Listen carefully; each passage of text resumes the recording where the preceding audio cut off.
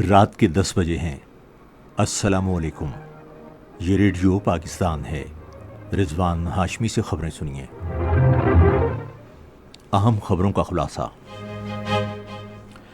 وزیر اعظم نے بین الاقوامی ریٹنگ ایجنسی کی جانب سے پاکستان کی کریڈٹ ریٹنگ کو بہتر کرنے پر اطمینان کا اظہار کیا ہے۔ عالمی ریٹنگ ایجنسی موڈیز نے پاکستان کی ریٹنگ مثبت کرتے ہوئے اسے CAA2 تک بڑھا دیا ہے۔ وزیر داخلہ نے افغان مہاجرین کی بحالی کے لیے اقوام متحدہ اور عالمی برادری کے کردار کی ضرورت پر زور دیا ہے۔ OIC وزرائے خارجہ کونسل کا 2 روزہ اجلاس کل سے کیمرون میں شروع ہوگا۔ اور اب خبریں تفصیل کے ساتھ۔ وزیر اعظم شہباز شریف نے ملکوں کی قرض کے حوالے سے درجہ بندی کرنے والے ادارے موڈیز کی جانب سے پاکستان کی قرض سے متعلق درجہ بندی بہتر کرنے پر اطمینان کا اظہار کیا ہے۔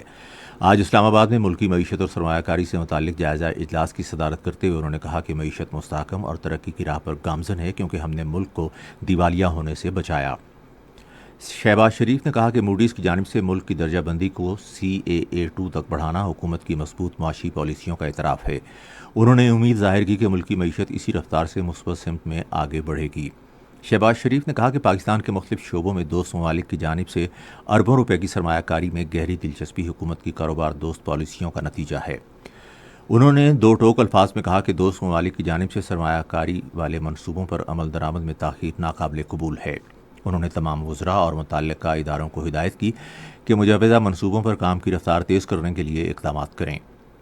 وزیر اعظم نے انفارمیشن ٹیکنالوجی، زراعت، معدنیات، قیمتی پتھروں اور توانائی سمیت ملک کے مختلف شعبوں میں سرمایہ کاری کی وسیع صلاحیتوں کو اجاگر کیا۔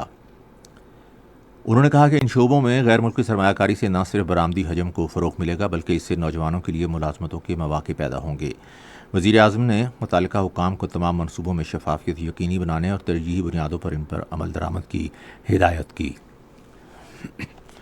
قرضوں کے حوالے سے ملکوں کی درجہ بندی کرنے والے عالمی ادارے موڈیز نے پاکستان کی ملکی اور غیر ملکی کرنسی میں قرضوں سے متعلق درجہ بندی بہتر کرتے ہوئے CAA3 سے CAA2 کر دی ہے۔ موڈیز نے کہا کہ پاکستان کی درجہ بندی CAA2 کرنا اس کی معاشی صورتحال میں بہتری کو ظاہر کرتا ہے۔ درجے کی بہتری سے پاکستان کے لیے بیرونی قرضوں کی راہ ہموار ہوگی۔ اس کے علاوہ 12 جولائی 2024 کو IMF کے ساتھ $7 ارب کے 37 ماہ کے توسیعی فنڈ کی سہولت کے لیے سٹاف لیول معاہدے کے بعد قرض کی حتمی منظوری بھی ممکن ہو سکے گی۔ موڈیز نے توقع ظاہر کی ہے کہ اگلے چند ہفتوں میں IMF قرض کی باضابطہ منظوری دے دے گا، جبکہ پاکستان کے زر مبادلہ کے ذخائر جون 2023 کے بعد اب تقریباً 2 گنا ہو چکے ہیں۔ پاکستان اور ترکیہ نے حکومت اور کاروبار کی سطح پر مزید انتظامات کے ذریعے تجارت اور سرمایہ کاری کے شعبوں کو فروغ دینے کی ضرورت پر زور دیا ہے۔ یہ پیش رفت آج اسلام آباد میں وزیر خزانہ محمد اورنگزیب اور پاکستان میں ترکیہ کے سفیر محمد پکاسی کے درمیان ملاقات میں ہوئی۔ وزیر خزانہ نے کہا پاکستان کی جانب سے ترکیہ کے ساتھ مختلف شعبوں میں اپنی شراکت داری کو مستحکم کرنے کا سلسلہ جاری رکھنے کے عزم کا اعادہ کیا۔ وزیر داخلہ محسن نقوی نے افغان پناہ گزینوں کی بحالی میں اقوام متحدہ اور عالمی برادری کے کردار کی ضرورت پر زور دیا ہے۔ انہوں نے یہ بات افغانستان میں اقوام متحدہ کے خصوصی نمائندے اندریکا رتوٹے کی قیادت میں ایک وفد سے گفتگو کرتے ہوئے کہی، جس نے آج اسلام آباد میں ان سے ملاقات کی۔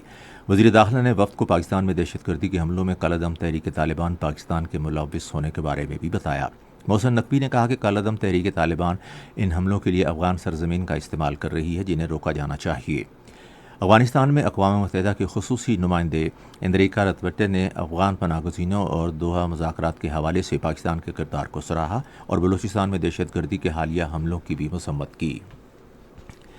وزیر توانائی سردار اویس احمد لغاری نے 3 IPPs کو درآمدی کوئلے سے تھر کے کوئلے پر منتقل کرنے کے لیے ایک کمیٹی تشکیل دی ہے۔ Additional secretary power division committee کے چیئرمین ہوں گے۔ یہ کمیٹی تمام متعلقہ فریقوں سے مشاورت کے بعد پلانٹس کو تھر کے کوئلے پر منتقل کرنے کے لیے تکنیکی اور مالیاتی جائزہ پیش کرے گی۔ کمیٹی سفارشات اور عمل درآمد منصوبہ بھی پیش کرے گی۔ اسلامی تعاون تنظیم کی وزرائے خارجہ کونسل کا 2 روزہ 50واں اجلاس کل کیمرون کے دارالحکومت بیانڈے میں شروع ہوگا۔ سیکریٹری خارجہ محمد ساحر سجاد قاضی اجلاس میں پاکستانی وفد کی قیادت کریں گے۔ اجلاس میں سیکریٹری خارجہ غزہ میں جاری نسل کشی اور وہاں سنگین انسانی صورتحال پر پاکستان کا نقطہ نظر پیش کریں گے۔ وہ امت مسلمہ کے اتحاد و یکجہتی، دنیا کے مختلف علاقوں میں بڑھتے ہوئے اسلام مخالف پروپیگنڈے، غیر ملکیوں سے نفرت، موسمیاتی تبدیلی کے مسائل، دہشت گردی اور عصر حاضر کے دیگر عالمی مسائل پر بھی روشنی ڈالیں گے۔ پیرالمپک گیمز 2024 آج سے فرانس کے دارالحکومت پیرس میں شروع ہوگی۔ گیمز میں 4400 سے زائد ایتھلیٹس 22 مختلف کھیلوں میں حصہ لیں گے۔ حیدر علی پاکستان کے واحد ایتھلیٹ ہیں جو پیرالمپک گیمز میں ڈسکس تھرو کے مقابلے میں حصہ لیں گے۔ پیرس پیرالمپکس آئندہ ماہ کی 8 تاریخ تک جاری رہیں گے۔ اس کے ساتھ ہی خبریں ختم ہوئیں۔ مزید خبروں اور تجزیوں کے لیے آئیے ہماری ویب سائٹ پر، پتہ ہے radio.gov.pk، اور فیس بک کے link radio Pakistan news official پر براہ راست ویڈیو سٹریمنگ بھی ملاحظہ کیجیے۔